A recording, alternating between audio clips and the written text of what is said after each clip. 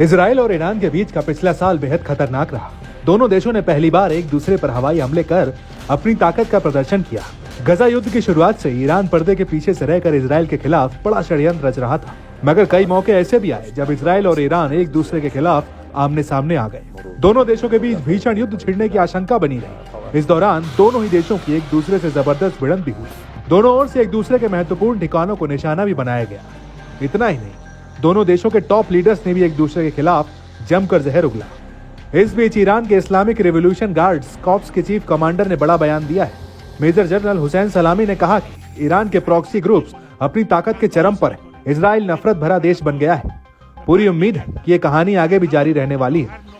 इस दौरान हुसैन सलामी ने लेबनान के हिजबुल्ला लड़ाकों की भी जमकर तारीफ की है। उनके मुताबिक हिजबुल्ला ने इजराइल को युद्ध के मोर्चे पर जमकर फंसाए रखा, जिसके चलते इजराइल को सीज फायर के लिए मजबूर होना पड़ा।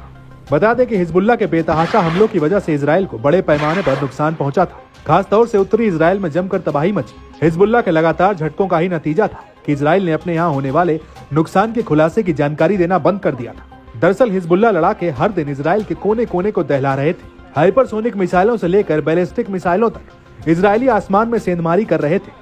हिजबुल्ला के ताबड़तोड़ हमलों से बौखलाए इजरायली सेना छटपटा उठी थी। इजरायली बलों के पास हिजबुल्ला के हमलों का कोई तोड़ नहीं निकला था, जिसके चलते इजराइल ने हिजबुल्ला के साथ 2 महीने का युद्ध विराम कर एक मोर्चे पर शांति की अपील की थी।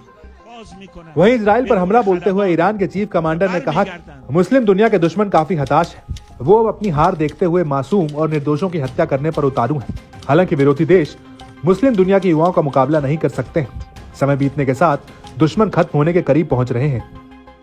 इस दौरान हुसैन सलामी ने कुड्स फोर्स के जनरल कासिम सुलेमानी की 5वीं बरसी पर उन्हें याद किया। IRGC चीफ ने कहा कि सुलेमानी का कद इतना बड़ा था कि उन्हें ईरान का असली विदेश मंत्री कहा जाता था। उन्होंने मिडिल ईस्ट में हमास और हिजबुल्ला जैसे संगठनों को मजबूत किया। ऐसे समय में जब दुश्मन देश मुसलमानों को खत्म करने के पीछे पड़े, सुलेमानी ने मैदान में उतरकर सभी साजिशों को नाकाम किया था। वो सुलेमानी ही थे जिसने अमेरिका जैसे पश्चिमी देशों की नाक में दम कर रखा था। आज अगर वो जिंदा होते तो इजराइल की इतनी हिम्मत न होती कि वो देश में घुसकर हमला करे। इस बीच ईरान के विदेश मंत्री ने भी इजराइल को कड़ी चेतावनी दी है। अब्बास अराघची ने कहा कि तेहरान भविष्य में किसी भी इजरायली हमले के लिए तैयार है। इजराइल की ओर से इस तरह की कार्रवाई बड़े स्तर पर नए संघर्ष को जन्म दे सकती है। बता दें कि ईरानी नेता की ओर से आया हालिया बयान ऐसे वक्त पर आया जब ऐसी आशंका जताई जा रही थी कि ईरान परमाणु हथियार बनाने की दिशा में आगे बढ़ सकता है। अटकलें लगाई जा रही हैं। हूती विद्रोहियों के इजराइल पर हमलों की झड़ी लगने से इजराइल ईरान पर हमला कर सकता है। खैर, इन दावों में कितना दम है, ये तो आने वाला वक्त ही बताएगा।